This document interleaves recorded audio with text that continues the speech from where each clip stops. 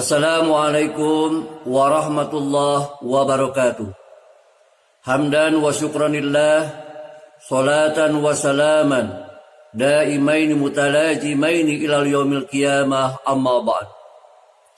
Ihwanul muslimin wal muslimat rahimakumullah. Ittaqullaha haqqa tuqatih wa la tamutunna illa wa antum muslimun. Segala puji hanyalah milik Allah Subhanahu wa ta'ala. Salawat dan salam tak lupa kita curahkan selalu di haribaan junjungan alam Nabi besar Muhammad sallallahu alaihi wasallam. Tak lupa kepada keluarganya, kepada para sahabatnya, hingga kepada kita semua sebagai umatnya sampai akhir zaman. Ihwanul muslimin wal muslimat rahimakumullah. Amalan merupakan hal yang paling fundamental bagi kehidupan seorang muslim. Karena amalan menjadi salah satu penentu utama untuk keselamatan seorang muslim, baik di dunia maupun di akhirat. Amal merupakan perbuatan baik seorang hamba, sesuai dengan apa yang telah ditetapkan oleh agama, baik yang berhubungan dengan yang halal maupun dengan yang haram. Di dalam kitab Jami'ul Ulum wal Hikmah yang dikarang oleh Imam Ibnu Rajab, ada 5 amalan sebagai penyempurna amalan-amalan yang lain. Yang pertama, mengenal Allah Subhanahu wa ta'ala. Mengenal Allah Subhanahu wa ta'ala merupakan suatu kewajiban bagi seorang muslim. Bagaimana mungkin kita akan melaksanakan sebuah amalan tanpa kita ketahui siapakah yang memerintahkan amalan tersebut? Seorang ahli hikmah pernah mengatakan, awalu dini ma'rifatullahi ta'ala, bahwa awal-awalnya agama adalah mengenal Allah Subhanahu wa ta'ala. Ada beberapa cara yang harus kita lakukan ketika kita ingin mengenal Allah dengan baik. Yang pertama adalah mengenal wujudullah. Seorang muslim harus memiliki keyakinan bahwa Allah adalah sang pencipta seluruh makhluk. Allahul ladzi khalaqas samawati wal arda wa ma bainahuma. Bahwa Allah yang telah menciptakan langit, bumi beserta isinya. Cara yang kedua adalah mengenal rububiyah. Seorang muslim harus memiliki keyakinan tentang keesaan Allah Subhanahu wa ta'ala. Allah lah yang menghidupkan, Allah lah yang mematikan, Allah lah yang mendatangkan kebaikan, dan Allah pula yang mendatangkan bencana.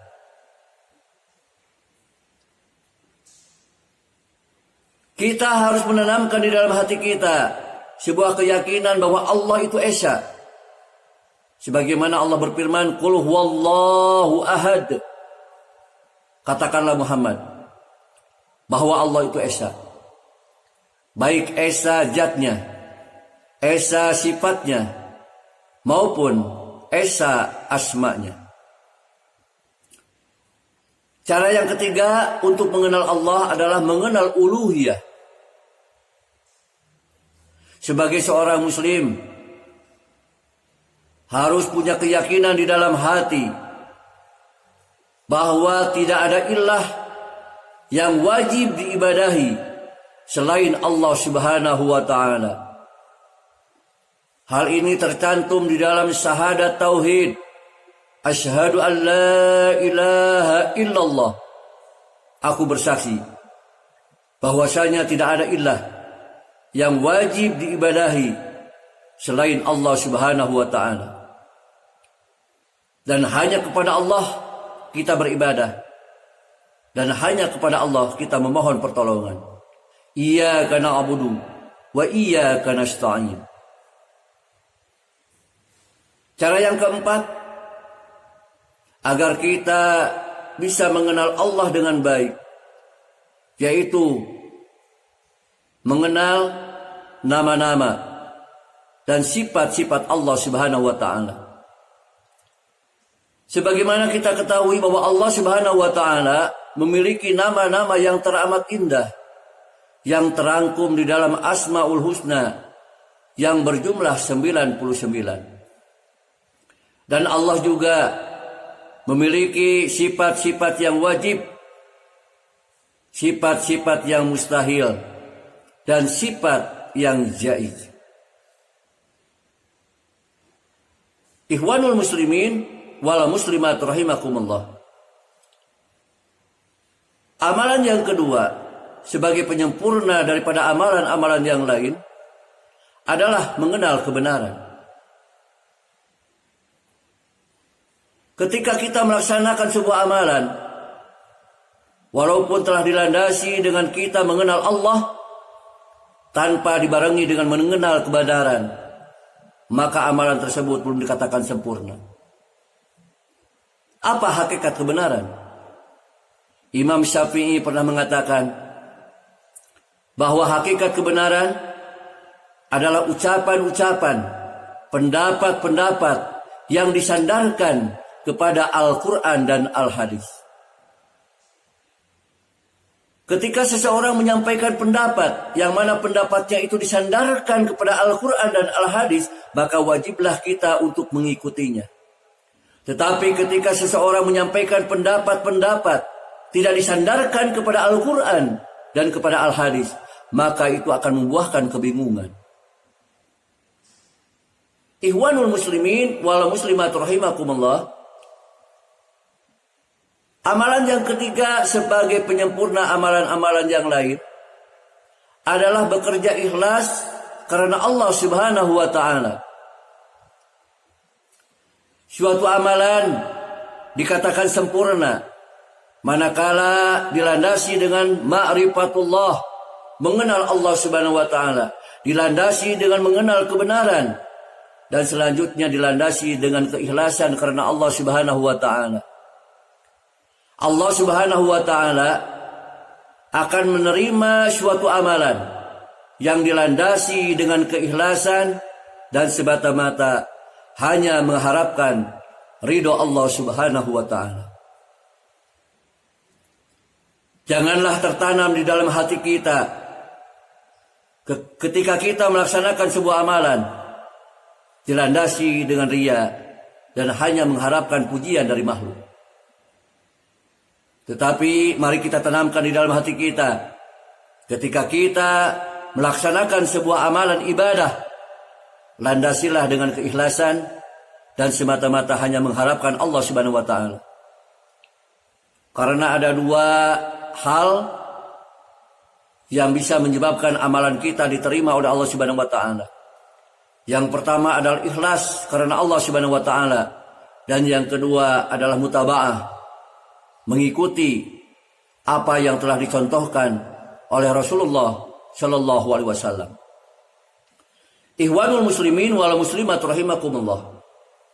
Amalan yang keempat sebagai penyempurna daripada amalan-amalan yang lain adalah mengenal dan mengamalkan sunnah Rasulullah Shallallahu alaihi wasallam. Banyak sekali sunnah-sunnah Rasul yang harus kita ikuti. Bagaimana Rasul makan, bagaimana Rasul berpakaian, bagaimana Rasul minum, bagaimana Rasul tidur, bagaimana Rasul ketika buang hajat. Itulah sunnah-sunnah yang harus kita ikuti sebagai bukti bahwa kita cinta kepada Rasulullah Sallallahu Alaihi Wasallam. Sebagaimana baginda Rasul pernah mengatakan, "Man ahya sunnati faqad ahabani." Barang siapa yang menghidupkan sunnahku, maka dia telah mencintaiku. Waman ahabani kana ma'i fil jannah. Dan barang siapa yang mencintaiku, maka dia akan bersamaku kelak di surga. Ikhwanul muslimin wal muslimat rahimakumullah.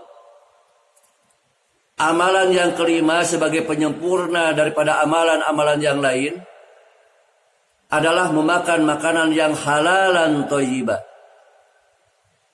Sebuah amalan belum dikatakan sempurna, walaupun telah dilandasi dengan ma'rifatullah, dilandasi dengan mengenal kebenaran, dilandasi dengan keikhlasan, dilandasi dengan mengenal dan mengamalkan sunnah Rasul. Tetapi kita tidak memakan makanan yang halalan thayyibah.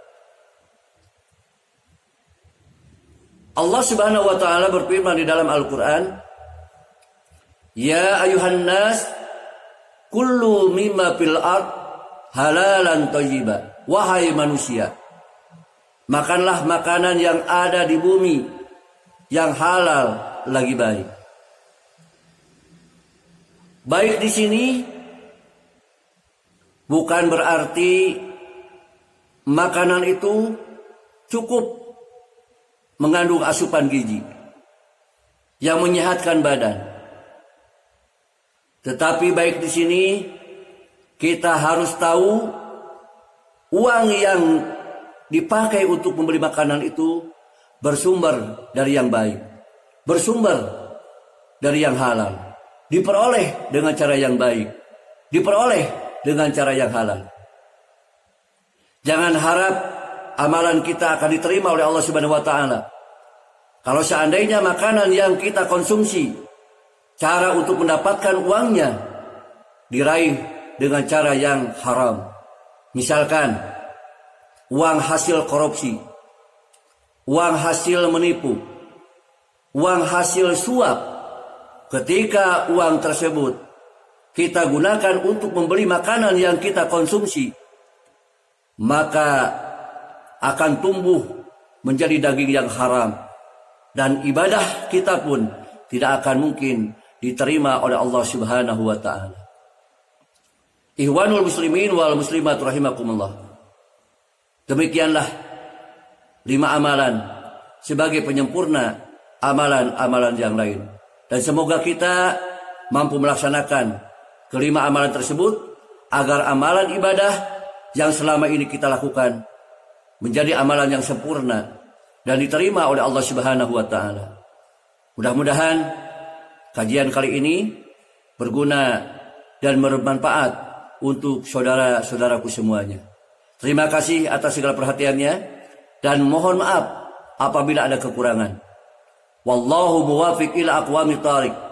Wassalamualaikum warahmatullahi wabarakatuh.